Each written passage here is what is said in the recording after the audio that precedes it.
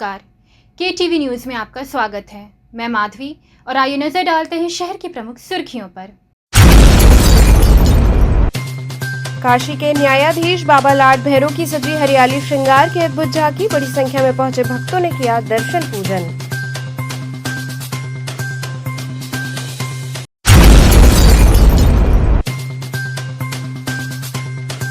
हर घर तिरंगा अभियान के तहत शहर भर से निकली तिरंगा यात्रा, सभी से स्वतंत्रता दिवस पर तिरंगा अवश्य फहराने की हुई अपील।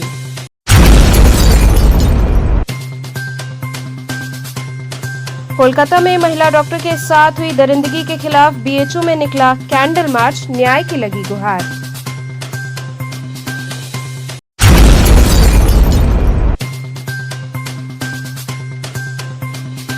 और स्वतंत्रता दिवस के उपलक्ष्य में तिरंगे की सजी दुकानें, जमकर हो रही खरीदारी। अब खबरें विस्तार से।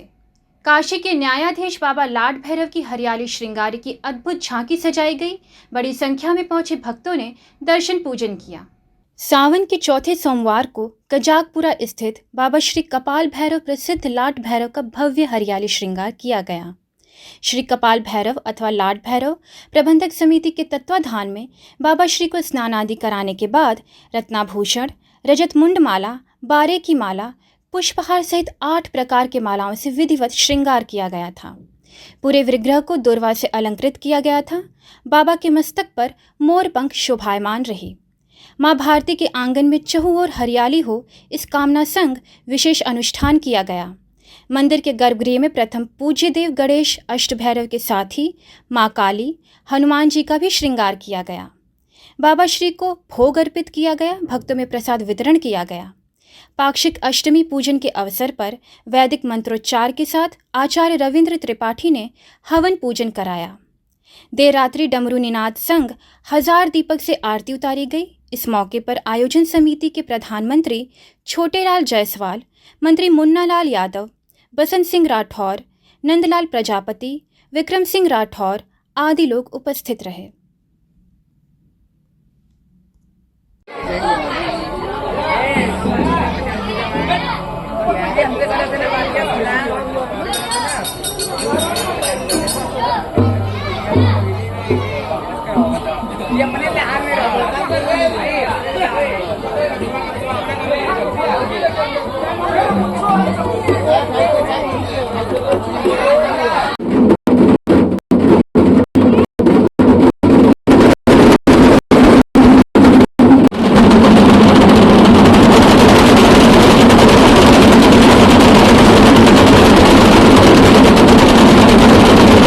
हर घर तिरंगा अभियान के तहत शहर भर से तिरंगा यात्रा निकाली गई। सभी से स्वतंत्रता दिवस पर तिरंगा फहराने की अपील हुई। वाराणसी की कचहरी स्थित जिलाधिकारी कार्यालय से हर घर तिरंगा अभियान का आगाज हुआ। इस अभियान को जिलाधिकारी वाराणसी S राजलिंगम ने हरी झंडी दिखाकर रवाना किया। यह यात्रा वाराणसी जिलाधिकारी कार्यालय से प्रारंभ होकर जिला जेल चौका घाट तक गई। इस दौरान होमगार्ड के जवानों ने भारत माता की जय और वंदे मातरम का उद्घोष किया। तिरंगा यात्रा प्रारंभ होने से पूर्व मंडलीय कमांडेंट होमगार्ड गिरिराज सिंह ने जिलाधिकारी वाराणसी को बुके देकर स्वागत किया। इस दौरान गिरीश चंद्र कटियार मंडलीय कमांडेंट रामनगर ब्रिजेश कुमार मिश्रा, जिला कमांडेंट होमगार्ड आलोक कुमार, अपर जिलाधिकारी नगर विपिन कुमार, अपर जिलाधिकारी प्रशासन नित्यानंद पांडे, कंपनी कमांडर राम नरेश राम, ओम प्रकाश जयप्रकाश यादव, प्रदीप सिंह, नरेंद्र श्रीवास्तव आदि लोग रहे।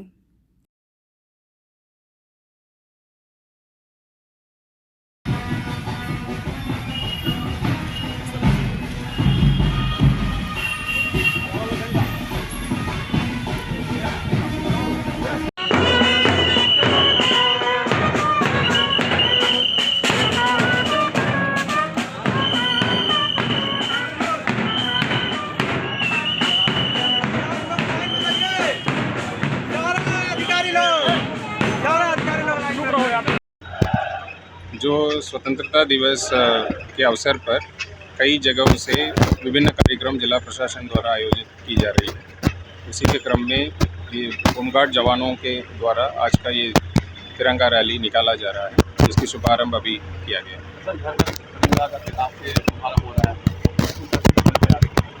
हर घर तिरंगा के लिए ग्रामीण क्षेत्रों में और नगरीय क्षेत्रों में अलग अलग कमेटियां बनी हुई हैं और नोडल ऑफिसर नियुक्त किया गया और लगभग 5 लाख फ्लैग जो प्रशासन के माध्यम से भी वितरित करने का हम लोग कार्य योजना भी बना दिए गए और कई सारे उसमें वितरित भी कर लिया गया और कुछ जनता को प्रेरित करके अपने स्वेच्छा से भी उनको अपने घर पे या अपने ऑफिस पे लगाने के लिए उनको प्रेरित भी कर रहे हैं। तो सरकारी भवनों और प्राइवेट स्कूलों या प्राइवेट स्कूलों कुछ इस तरह से सारे भवनों पे उसकी सजावट की जाएगी, उसकी स्वच्छता अभियान विशेष रूप से चलाया जाएगा। ग्रामीण क्षेत्रों में अमृत सरोवर है या और जो शहीद स्मारक स्थल है, ऐसे सार्वजनिक स्थलों पे इसी कड़ी में क्वींस कॉलेज लहुराबीर में आयोजित मां तुझे सलाम तिरंगा यात्रा का शुभारंभ मुख्य अतिथि जिलाधिकारी एस राजलिंगम, हॉकी खिलाड़ी ओलंपिक कांस्य पदक विजेता राजकुमार पाल, दयाशंकर मिश्रा, राज्य मंत्री महापौर अशोक तिवारी ने तिरंगा यात्रा को झंडी दिखाकर रवाना किया। यात्रा में विभिन्न कॉलेजों के छात्र छात्राओं ने भाग लिया। यात्रा लहुराबीर तेलियाबाग मलदैया होते पुनः लहुराबीर पहुंचने पर लहुराबीर व्यापार समिति द्वारा तिरंगा यात्रा पर पुष्प वर्षा कर स्वागत किया गया। आए हुए अतिथियों को वृक्ष व स्मृति चिन्ह प्रदान किया गया।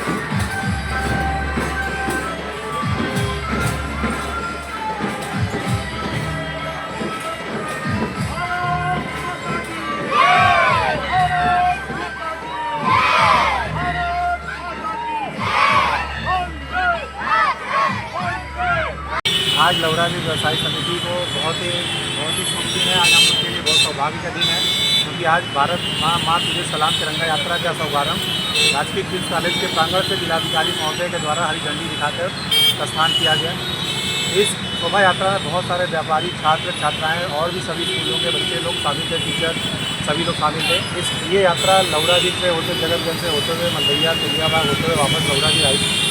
लहुराबीर चौराहे पे आज़ाद पार्क के पास हम लोगों ने लहुराबीर व्यवसाय समिति के सभी व्यापारियों ने इस शोभा यात्रा पे पुष्प वर्षा कर उसका स्वागत किया तथा उस शोभा यात्रा में शामिल बच्चों को जल वितरण का भी कार्यक्रम लहुराबीर व्यवसाय समिति द्वारा किया गया। इस कार्यक्रम में प्रमुख रूप से हमारे उपाध्यक्ष संजय चौबे जी थे, संगठन मंत्री अमित पांडे जी थे, संयुक्त मंत्री मनीष माहेश्वरी। इसी क्रम में वाराणसी कमिश्नरेट मोहित अग्रवाल के आदेश पर डीआईजी और अपर पुलिस आयुक्त S Chinappa, ACP Bhelupur Dhananjay Mishra, Lanka inspector Shivakant Mishra के नेतृत्व में भव्य तिरंगा यात्रा निकाली गई, जिसमें आम जनमानस ने भी बढ़ चढ़कर हिस्सा लिया और तिरंगा यात्रा में शामिल हुए। यह तिरंगा यात्रा डीजे बाजे के साथ ट्रामा सेंटर से होकर मालवीय चौराहा से होते हुए रविदास गेट, फिर वहां से संकट मोचन होते हुए नरिया मार्ग लंका होते हुए ट्रामा सेंटर पर जाकर समाप्त हुई। इस ध्वज यात्रा में अभिभावक, अधिवक्ता, स्कूली बच्चे एवं बीएचयू के छात्र भी सम्मिलित रहे। इसका मुख्य उद्देश्य यह रहा कि हर घर तिरंगा अभियान के तहत इस बार 15 अगस्त पर हर कोई अपने घर पर एक राष्ट्रीय झंडा जरूर फहराए।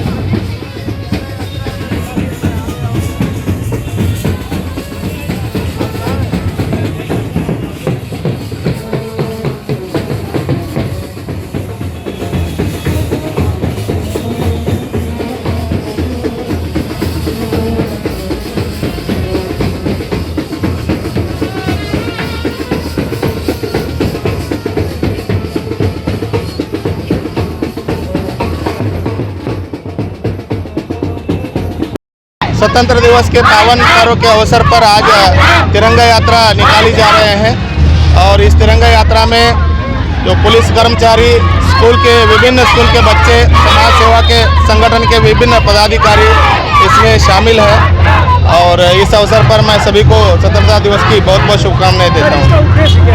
आज तिरंगा यात्रा निकाली जा रहे हैं और सभी जो बच्चे अपना स्कूल से आए हैं और एक राष्ट्र प्रेम की जागरूक करें। Thank you. आज हम लोग स्वतंत्रता दिवस 78वें स्वतंत्रता दिवस के शुभ अवसर पर आज हम लोग काशी वाराणसी क्षेत्र में माननीय प्रधानमंत्री नरेंद्र मोदी जी के संसदीय क्षेत्र में आज तिरंगा यात्रा निकालकर लोगों में देशभक्ति और राष्ट्र भावना की हम लोग धारा प्रवाहित कर रहे हैं। आज की तिरंगा यात्रा हम लोग का ट्रामा सेंटर BHU से होते हुए सिंह द्वार होते हुए आज हम लोग संकट मोचन से और फिर रविदास गेट होते हुए हम लोग पहुंचेंगे। और इस तिरंगा यात्रा का मुख्य उद्देश्य है कि अपने देश में, अपने राष्ट्र में एकता और अखंडता संपन्न रहे और लोगों में भ्रातृत्व बना रहे। और ये जागरूकता का एक प्रकार से है कि अपने लोगों में, देश के नागरिकों में, देश में राष्ट्र भावना के विचार का प्रवाह हो और लोगों में एकजुटता बनी रहे। कोलकाता में महिला डॉक्टर के साथ हुई दरिंदगी के खिलाफ BHU में कैंडल मार्च निकालकर न्याय की गुहार लगाई गई। सोमवार की शाम IMS BHU के रेजिडेंट कलकत्ता में महिला डॉक्टर के साथ दरिंदगी के विरोध में कैंडल मार्च निकाला। IMS निदेशक कार्यालय से सिंह द्वार तक कैंडल मार्च निकालकर दोषी पर कठोर कार्रवाई की मांग के साथ ही रेजिडेंट ने हड़ताल पर रहने का निर्णय लिया है। इसमें इमरजेंसी और OT सेवाओं को छोड़कर OPD में अपने आप को विरत रखेंगे। इसकी जानकारी उन्होंने IMS निदेशक के साथ ही सभी अधिकारियों को दी है। उनकी मांग है कि कोलकाता में महिला डॉक्टर के साथ हुई दरिंदगी की जांच फास्ट ट्रैक कोर्ट करे। IMS निदेशक प्रोफेसर SN संखवार ने रेजिडेंट से अपील की है कि वह मरीजों के हित में हड़ताल पर न जाएं। उनकी जो भी मांगे हैं उसे जिम्मेदार लोगों को अवगत कराया जाए। हमारी एक बहन जो हमारे ही जैसी एक रेजिडेंट डॉक्टर थी, वहाँ पे 9 तारीख के देर रात को जो है वो हमारे ही जैसे अपने अस्पताल में जो पेशेंट्स लोग हैं उनके पास अपना ड्यूटी डिलीवर करके 2 बजे 3 बजे के अराउंड जो है वो थक हार के गई आगे का कुछ पढ़ाई करने के लिए सेमिनार रूम में। उसके बाद जो है उसके साथ जो है दुर्व्यवहार हुआ, उसे रेप और उसके बाद जो है ब्रूटली मर्डर कर दिया गया, जो सुबह में जो है सुबह 7, 8, 9 बजे के अराउंड जो है उसके बारे में पता चला। और लेकिन उसके बारे में अथॉरिटीज ने कुछ सीरियसनेस लिया नहीं। इनफैक्ट जो वहाँ के डीन थे उन्होंने बोला कि वो तो लड़की है, उसको उतने रात में अकेले क्यों जाना था। लेकिन हमारा कंसर्न ये नहीं था, और हमारा कंसर्न सिर्फ ये नहीं था कि वो डीन ने ये क्या कहा।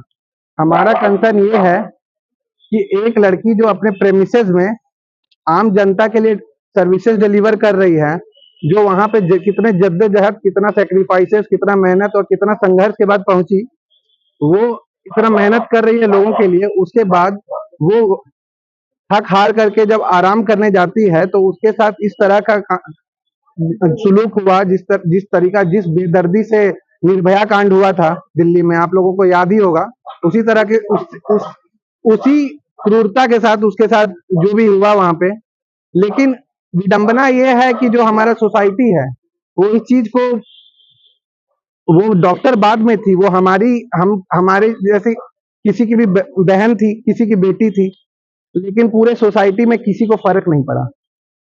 उसके साथ इतना बुरा चीज हुआ और जो भी उसमें कल्प्रिट थे, किसी को कुछ सजा नहीं मिला। वो जहाँ के जो अथॉरिटीज थे उन्होंने उस मामले को हल्के में लिया, और जैसे मामले जो हमारे कॉलेजेस में होते हैं, अभी आप लोगों को याद होगा सितंबर में भी हमारी एक रेजिडेंट डॉक्टर के साथ दुर्व्यवहार हुआ था OPD में, और ये हर रोज की जिंदगी बन गई है हमारी।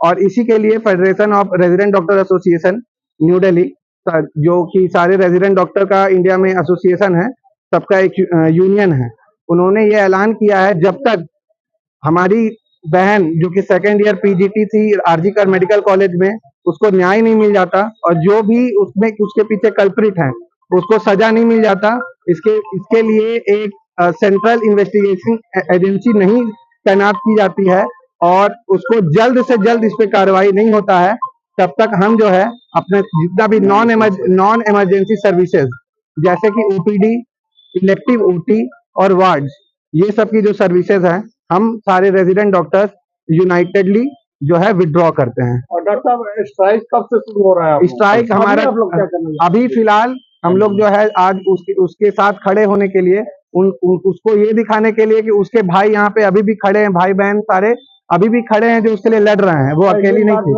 तो उसके लिए हम लोग कैंडल मार्च निकालने जा रहे हैं। यहाँ से हम लोग BHU गेट तक जाएंगे और वहां से वापस आना है। और हम लोग उम्मीद करते हैं कि हमारे जो सीनियर प्रोफेसर हैं वो इस जो दुर्घटना है उसके लिए खेद जताने के लिए और अपनी एकजुटता को दिखाने के लिए हमारे साथ कैंडल मार्च में रहेंगे।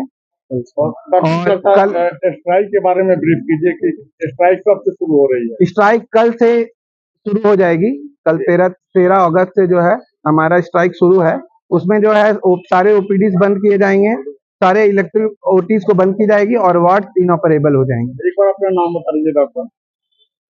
मैं डॉक्टर गौरव हूँ, डिपार्टमेंट ऑफ एनेस्थीसिया का एट IMS BHU। यहाँ रुकते एक छोटे से ब्रेक के लिए आप बने रहिए KTV न्यूज़ के साथ।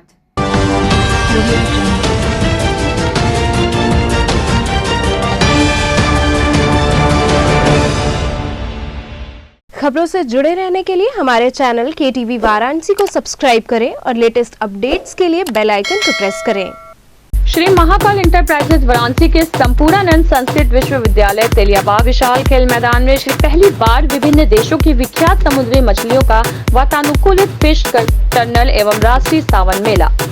संपूर्णानंद संस्कृत विश्वविद्यालय के तेलियाबाग स्थित विशाल खेल मैदान में श्री महाकाल इंटरप्राइजेज के तत्वाधान में वाराणसी के इतिहास में उत्तर प्रदेश में पहली बार विभिन्न देशों की विख्यात समुद्री मछलियां पूरी तरह वातानुकूलित फिश टनल मछलियों का संग्रह देखने को मिलेगा। इसके साथ ही राष्ट्रीय सावन मेले में देश के विभिन्न प्रकार की आकर्षक दुर्लभ मनोहारी कलाकृतियों के स्टॉल, बम्बई की मशहूर आर्टिफिशियल ज्वेलरी, फिरोजाबाद की मशहूर लाख वाली चूड़ियां, राजस्थान की कुर्तियां, कानपुर की लेदर पर्स, बैग, गुजरात का आकर्षण घर संसार बुलंदशहर की मशहूर क्रॉकरी, भदोई का कालीन, सहारनपुर के लकड़ी के खिलौने व फर्नीचर के अलावा एक ही छत के नीचे किचन के सामान व बच्चों के खिलौनों की रंगीन व मनमोहक खिलौनों के 100 स्टॉल लगाए गए हैं।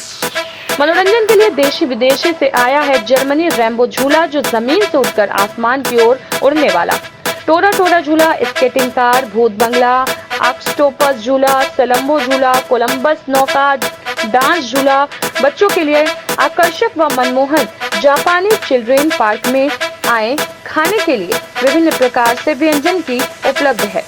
सावन मेला प्रतिदिन शाम 4 बजे से रात्रि 11 बजे तक आपकी सेवा में।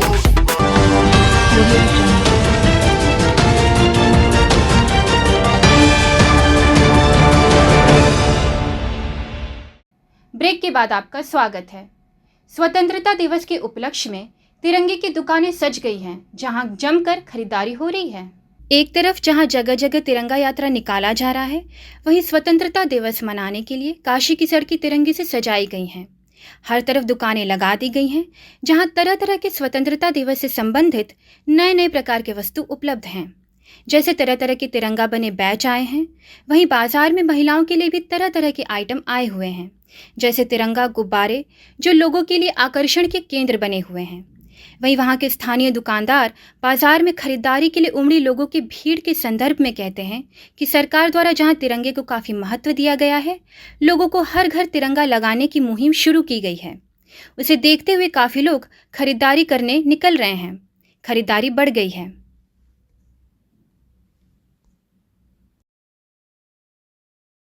तिरंगा यात्रा तो अब हमारे हिसाब से तो हर समय हर फंक्शन पे निकालना चाहिए, जिससे जो है सारी चीजें हमारे देश का जो है हिंदू राष्ट्र जो है बना रह जाए और हमारे यहाँ जितने विरोध हो रहे हैं उन लोगों को भी भाई पता चले कि हमारा देश जो है भारत है और जहाँ तिरंगे का जो बहुत महत्व रखा जाता। हमने तिरंगे के लिए पेपर भी मंगा के कलेक्ट किया हुआ है। अगर लोगों के पास पैसे नहीं होंगे तो मेरे पास ये पेपर मिलेगा 25 पैसे का एक, चाहे जिस भाई को चाहिए आके ले जाए। 25 पैसे में मैं एक दे रहा हूँ और इससे भी हम तिरंगा झंडा बना सकते हैं। लेकर के क्या क्या आइटम है आपके पास? मेरे पास तिरंगा को लेकर के कम से कम 100 आइटम होगा। लोग अपने शरीर पे चिपका सकते हैं, गाड़ियों पे चिपका सकते हैं, गाड़ियों पे हैंडल पे चिपका सकते हैं, कार पे चिपका सकते हैं। ऐसे फ्लावर भी लेके आए कि अगर किसी को फ्लावर भी लगाना है तो इस तरीके का फ्लावर भी वो लगा सकता है तिरंगे में। ये फ्लावर भी लड़कियों के लिए क्या है? मेरे पास लड़कियों के लिए हेयर बैंड है, बाल में लगाने वाली जो है ये हेयर बैंड आता है, इसमें बहुत अच्छे है और बहुत सस्ते हैं। मेरे पास ये 5 रुपए में मिल जाएंगे। जिन भाइयों को चाहिए आके 5 रुपए में मुझसे ले जाए। ये फ्लैग है, कपड़े का फ्लैग है। मेरे पास कागज का भी है, कागज का फ्लैग आपको हम दे देंगे 50-50 पैसे का, और ये कपड़े का हम आपको 1 रुपए में दे देंगे। आके आप ले जाइए और अपने यहाँ हमारे देश का जो गौरव बढ़ाइए। तैयारी पूरी तरह हाँ, से है? पूरी तरह से तैयारी है और सब जो भी चाहिए मेरे पास सारी चीजें हैं।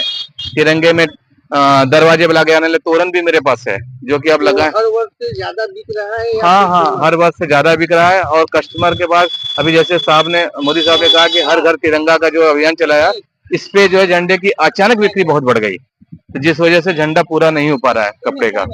बिक रहा है बहुत अच्छा।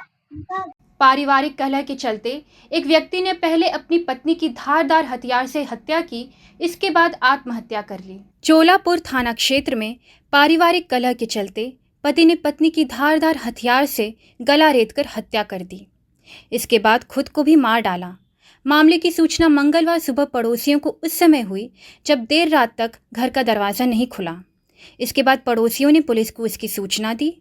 पुलिस ने दरवाज़ा खोला जहां अंदर महिला का शव पड़ा था। शरीर के कई हिस्सों में चोट के निशान भी थे। पुलिस के मुताबिक चोलापुर थाना क्षेत्र के गांव गुरवट सिलेमापुर में संतोष सिंह अपनी पत्नी आरती सिंह के साथ रहता था। दोनों में अक्सर झगड़ा होता रहता था। सोमवार रात भी दोनों के बीच किसी बात को लेकर विवाद हुआ, जिसके बाद विवाद इतना बढ़ गया कि संतोष सिंह ने धारदार हथियार से आरती पर कई वार किए। गर्दन समेत शरीर पर कई गहरे घाव होने की वजह से उसकी मौत हो गई। आरती की मौत के बाद संतोष घबरा गया और घर से कुछ दूरी पर खेत पहुंचकर खुदकुशी कर ली।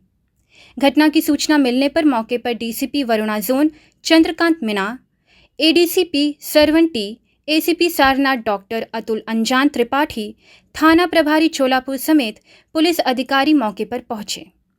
पुलिस ने बताया कि प्रथम दृष्टया मामला पारिवारिक कलह का है। घटना की जांच की जा रही है। जांच में जो भी तथ्य निकल कर आएंगे उसके हिसाब से आगे की कार्रवाई की जाएगी।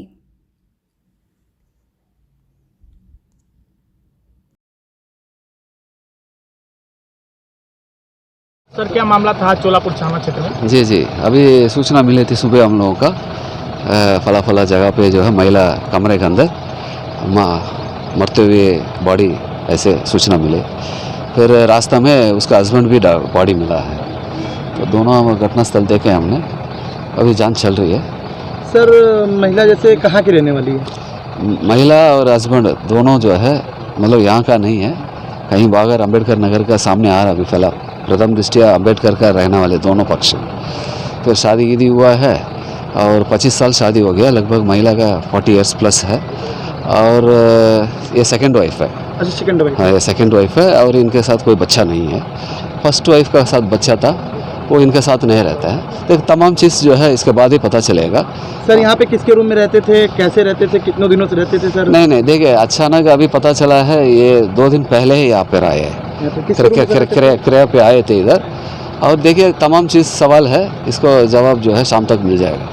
सर, यहाँ पे जैसे रहते होंगे, किसके रूम में रहते होंगे सर, ये तो जानकारी होगी? नहीं, एक छोटा सा आप देख रहे हो ना, छोटा सा झोपड़ी टाइप शेड टाइप है। सर, उनका ही खुद जैसे अम्बेडकर नगर से यहाँ आके बनवा के रह रहे थे या यहाँ पे किराए पे? नहीं, किराए पे। मैंने बोला ना आपको, किराए पे। आप ध्यान से सुनिए। तो सर, किराए पे जैसे जिसके यहाँ रह रहे थे उसके मकान मालिक का नाम कुछ तो? पहले वहाँ सिटी में रहते थे, लालपुर पांडेपुर में। अचानक 2 दिन के पहले यहाँ शिफ्ट हो गए थे। क्या काम करते थे सर? काम जो है तमाम चीज़ आ रहा है, स्पष्ट नहीं हो पा रहा है।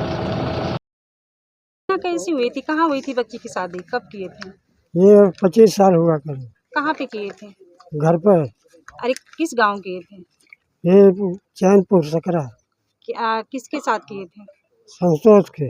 यहाँ पे कब से रह रहे थे? ये करीब 25 साल से है। यहाँ पे कब से रह रहे थे जहाँ पे घटना हुई है? ये करीब 5-6 महीने से रहे थे। क्या नाम है किसका? वो लड़की का? उसका नाम वो है आरती। उम्र क्या थी? उम्र करीब 35 साल से ऊपर की। पति का क्या नाम था? संतोष। उम्र क्या था? उनकी उम्र करीब 40-40 इस साल। घटना के बारे में कैसे पता चला कि आप भी यहाँ पे साथ में रहते थे? हम यहाँ से साथ में सोए थे यहाँ। कितने दिन से साथ में रहते हैं? ना ना ही हम तो कल आए। कल आए? हाँ। अच्छा, कल आए थे आप? हाँ। तो कैसे लगा, क्या है कुछ माजरा? कल वो गैस जब जला भभक के तो उसी धुआं से आवाज से तो उठे हैं। बगल के रूम में सोए थे आप? हाँ। क्या जो अखिल भारतीय ई रिक्शा चालक यूनियन ने डीएम कार्यालय पर 9 सूत्रीय ज्ञापन सौंपा। ई रिक्शा टोटो चालक यातायात विभाग की तरफ से प्रस्तावित मार्ग रद्द करने और अन्य 9 सूत्री मांगों को लेकर जिलाधिकारी को अखिल भारतीय ई रिक्शा चालक यूनियन ज्ञापन सौंपने पहुंचे। जब इस संदर्भ में प्रवीण काशी अखिल भारतीय ई रिक्शा चालक यूनियन के राष्ट्रीय अध्यक्ष ने मीडिया से बात की तो बताया कि आज हम लोग जिला अधिकारी कार्यालय पर अपने 9 सूत्री मांगों को लेकर आए थे। हमारी मुख्य मांग यह है कि यातायात विभाग की तरफ से एक गलत रूट बनाया जा रहा है जिससे कि चालकों की कमाई खत्म हो जाएगी। पहले ही टोटो चालक अपने बैंक की किस्त समय पर नहीं दे पा रहा है, कई बार चार्जिंग के पैसे नहीं रह रहे हैं, ऊपर से 100 बसें स्मार्ट सिटी के नाम पर चलाई जा रही है, उससे हमारे रोज़गार खत्म हो जाएंगे। हम यह चाहते हैं कि बसों को चलाया जाए पर दूर दराज क्षेत्र के लिए चलाया जाए। इन सारी बातों के साथ टोटो चालक के साथ रोज़ पुलिस उत्पीड़न करती है। 18% टैक्स देते हैं, 36,000 सरकार को हम देते हैं, 2400 रोड टैक्स देते हैं, उसके बाद नगर निगम को प्रतिदिन 10 रुपये देते हैं। इस तरह से हम लोग करीब 9 करोड़ रुपया नगर निगम को दे देते हैं। करोड़ों रुपए देने वाले चालक को रोज़ सड़क पर पीटना, गाली देना यह सरकार का काम है कि पुलिस प्रशासन का काम है? यह तुरंत रोका जाना चाहिए। आज उप जिलाधिकारी जी ने हम लोगों का ज्ञापन लिया है। उन्होंने आश्वासन देते हुए कहा कि आपकी बात गंभीरता से ली जाएगी।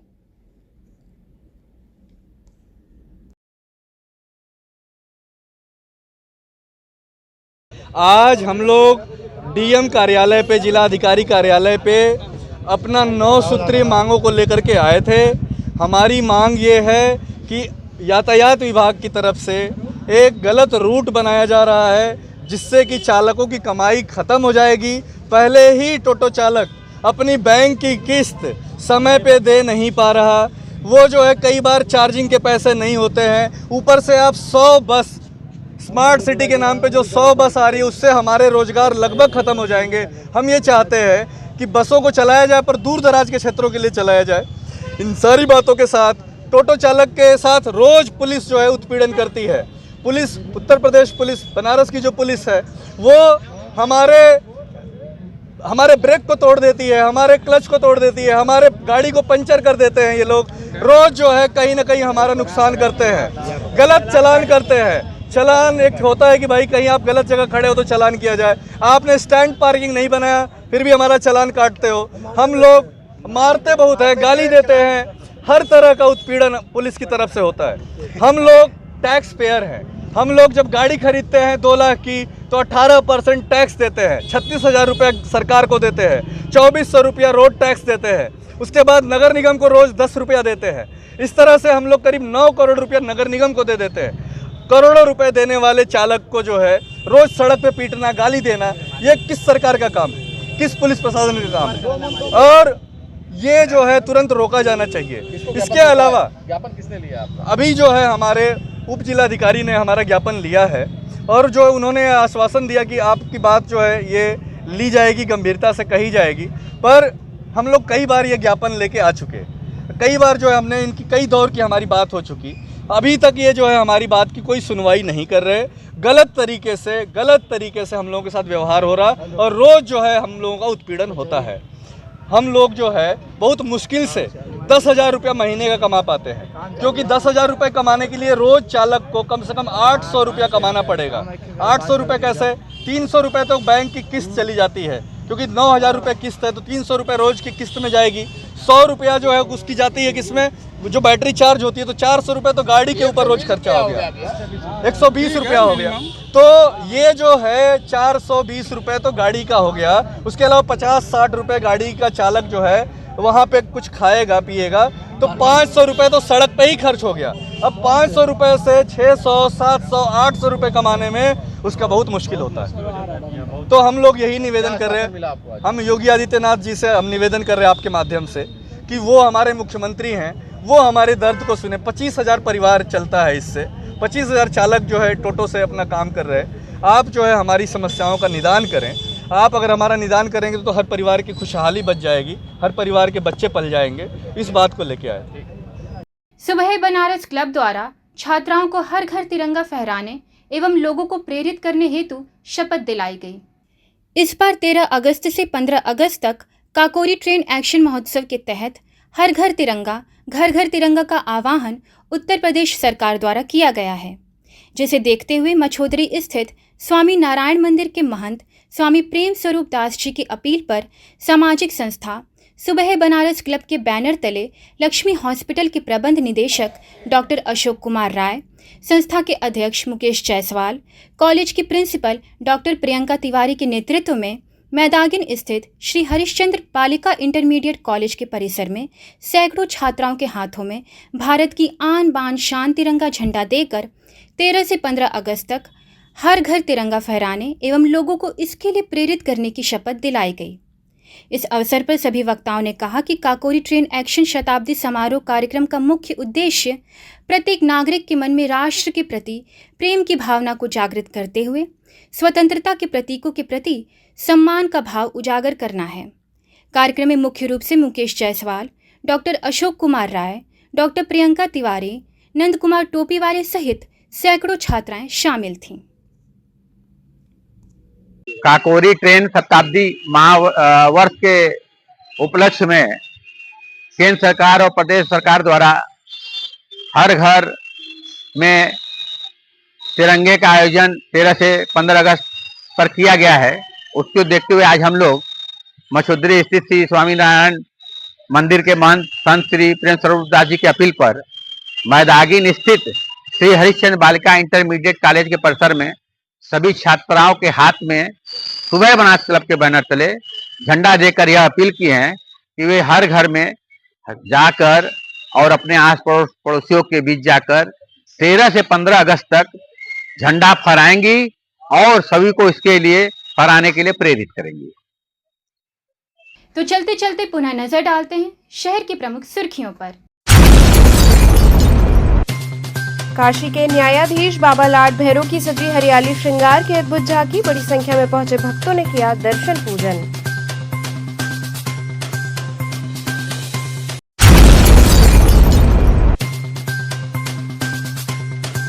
हर घर तिरंगा अभियान के तहत शहर भर से निकली तिरंगा यात्रा, सभी से स्वतंत्रता दिवस पर तिरंगा अवश्य फहराने की हुई अपील।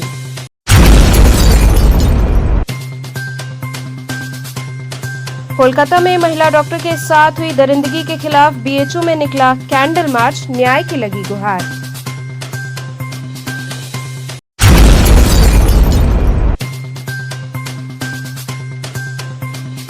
और स्वतंत्रता दिवस के उपलक्ष्य में तिरंगे की सजी दुकानें जमकर हो रही खरीदारी। तो ये थे आज के समाचार। कल फिर होगी मुलाकात, तब तक के लिए नमस्कार।